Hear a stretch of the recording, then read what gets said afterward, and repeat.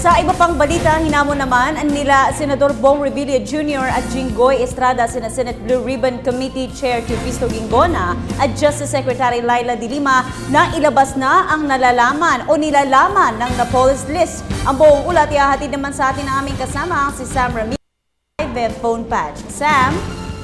Magandang hapon sa inyo, Princess. Hinamon nga nila Senators Jinggoy Estrada at Bong Revilla Jr., dalawa sa mga mambabatas na nasasangkot sa pork barrel scam, si Justice Secretary Laila De Lima na ilabas na ang nilalaman ng Napoles list.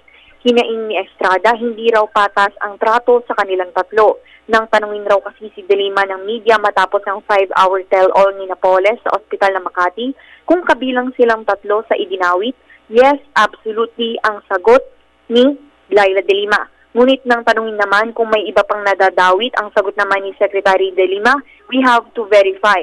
Dapat ay magkusa na lang rin niya si De Lima at hindi na dapat pang ipatawag sa Senado para lang isiwalat ang Napoles list.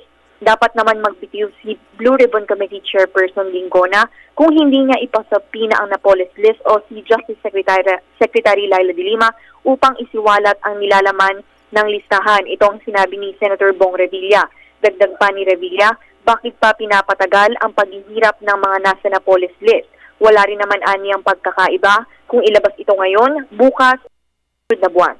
Para sa Telebisyon ng Bayan, Sam Ramirez.